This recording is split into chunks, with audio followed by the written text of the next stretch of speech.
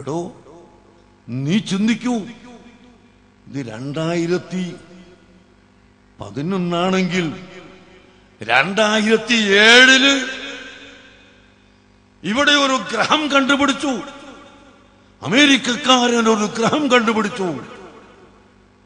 ഇവിടുത്തെ എല്ലാ പത്രത്തിലും വന്നതല്ലേ. ആ ഗ്രഹം ഭൂമിയേക്കാൾ 5 ഇരട്ടി വലുപ്പവും 5 ഇരട്ടി ഘനവും ഉള്ളതാണ്. അവിടെ കൃഷിക്ക് അനുയോജ്യമായ സ്ഥലങ്ങളുണ്ട്, ജനവാസത്തിന് സൗകര്യമുള്ള സ്ഥലങ്ങളുണ്ട്.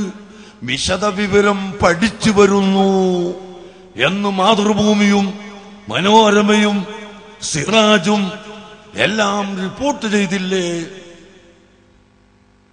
അപ്പോൾ 2007 ഒരു പുതിയ ഗ്രഹം കണ്ടുപിടിച്ചുവെങ്കിൽ അതിന്റെ മുമ്പ് അത് കണ്ടുപിടിച്ചിട്ടില്ല എന്നല്ലേ അതിന്റെ അർത്ഥം?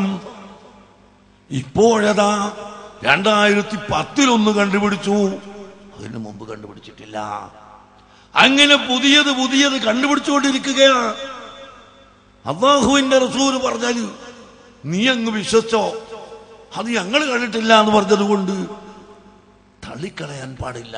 ഞാൻ പറയുന്നത് അങ്ങനെ മറിഞ്ഞു കിടക്കുന്ന മുഴുവൻ വസ്തുക്കളും വകദാലിക നുരീ ഇബ്രാഹീമ മലകൂത സമാവാതി വൽ അർളി വലിയകൂന മിനൽ മൂഖിനീൻ.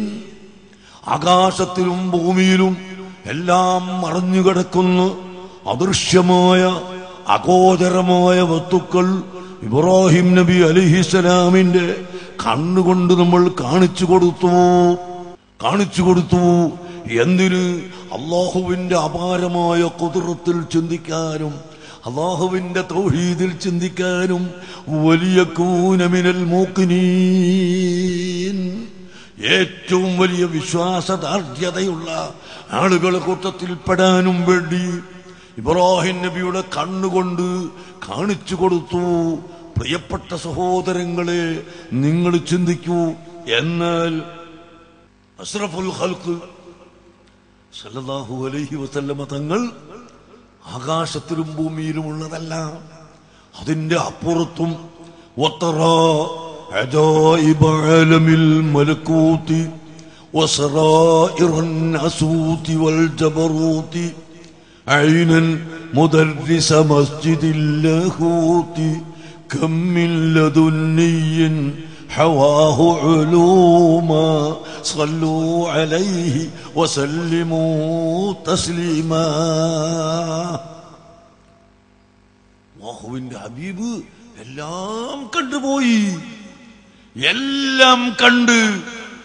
ആകാശവും ഭൂമിയും അതിന്റെ അപ്പുറത്തെ അർശും കുർസിയും ലൗഹും കലമും സ്വർഗവും നരകവും എല്ലാം കണ്ടു. സ്വർഗത്തിൽ കടന്നു, എന്നിട്ട് സ്വർഗത്തിലൊട്ടാകെ സഞ്ചരിച്ചു. മിഅ്റാജിന്റെ രാത്രിയിൽ ഉദ്ഖിൽതുൽ ജന്ന, അല്ലാഹുവിന്റെ ഹബീബ് പറഞ്ഞതായി ഇമാം ബുഖാരി ഉദ്ധരിച്ചിട്ട് നമുക്ക് കാണാം. ഞാൻ സ്വർഗത്തിൽ കടന്നു, സ്വർഗത്തിൽ സഞ്ചരിച്ചു. സംഭവങ്ങൾ സുദീർഘമാണ്. അങ്ങനെ ലോകം മുഴുക്കെ കാണുകയും എത്തുകയും പോവുകയും ചെയ്ത ഹബീബ് മുഹമ്മദുർ റസൂലുള്ളാഹി സല്ലല്ലാഹു അലൈഹി വസല്ലമ തങ്ങളുടെ അറിവ് നേരത്തെ പറഞ്ഞ ഇബ്രാഹിം നബി അലൈഹിസ്സലാമിന്റെയും അതുപോലെ മറ്റു അമ്പിയാക്കളുടെയും അറിവിനെ താരതമ്യപ്പെടുത്തുമ്പോൾ വലം യുദാനൂഹു ഫീ ഇൽമിൻ വലാ കർമി, അറിവിന്റെ വിഷയത്തിലും മഹത്വത്തിന്റെ വിഷയത്തിലും അമ്പിയാക്കളാരും നബിതങ്ങളോട് അടുക്കുക പോലും ചെയ്തിട്ടില്ല.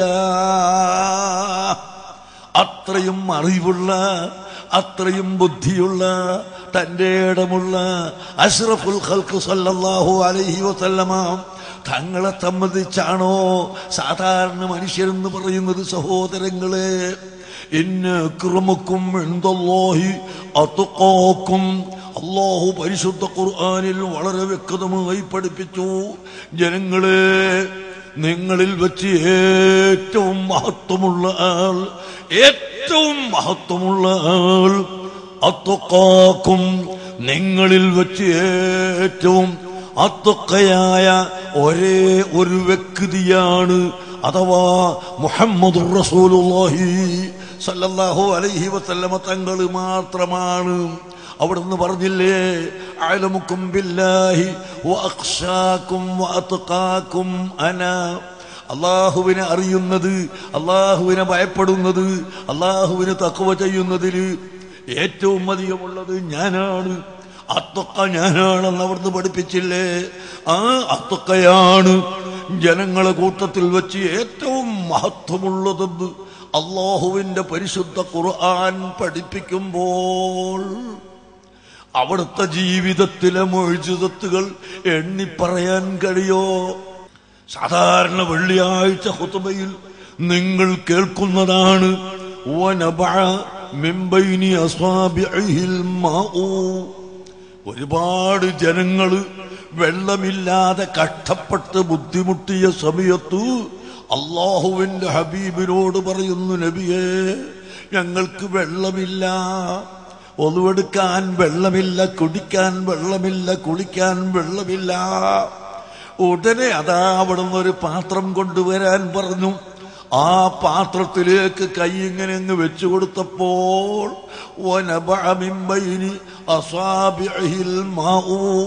അവിടുത്തെ വിരലിന്റെ ഇടയിൽ നിന്ന് വെള്ളം ഉറക് പൊട്ടി ഒലിച്ചില്ലേ.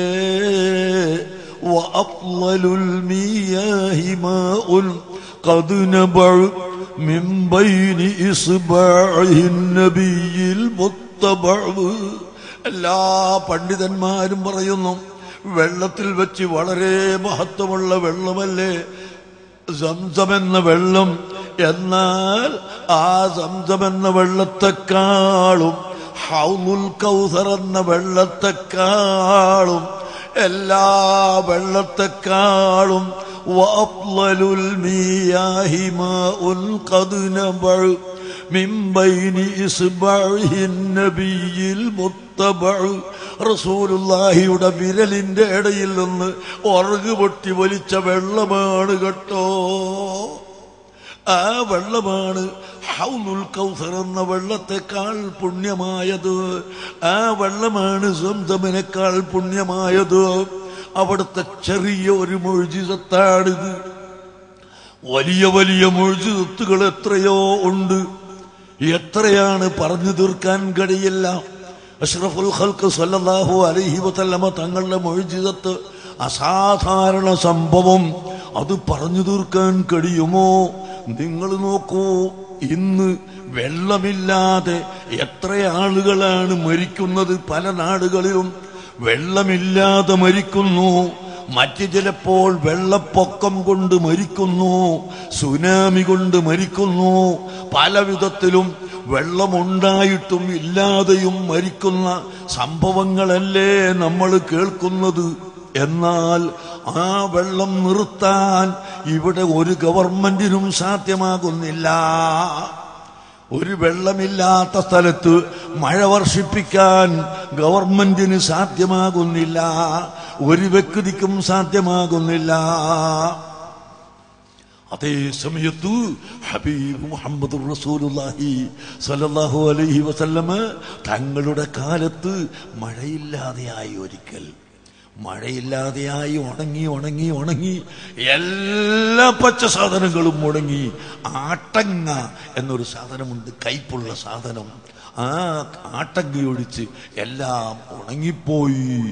ആ സമയത്താണ് നബി സല്ലല്ലാഹു അലൈഹി വസല്ലം തങ്ങൾ മദീനത്തെ പള്ളിയിലേക്ക് വെള്ളിയാഴ്ച ഖുതുബയോദാൻ വരുന്ന സമയം ഒരാൾ വന്നിട്ട് അവിടത്തോട് പറയുന്നു, ഞങ്ങൾക്ക് വെള്ളമില്ല, ഞങ്ങൾക്ക് വെള്ളമില്ല. മൃഗങ്ങളൊക്കെ ചത്തു തുടങ്ങി. മുല കൊടുക്കുന്ന സ്ത്രീകളുടെ മുലയിൽ പാലില്ലാത്തത് കൊണ്ട് കുട്ടികൾ മരിക്കാൻ തുടങ്ങി. മുലപ്പാലിന് പകരം രക്തം വരാൻ തുടങ്ങി. എല്ലാവരും മരിച്ചു തുടങ്ങി. നബിയേ,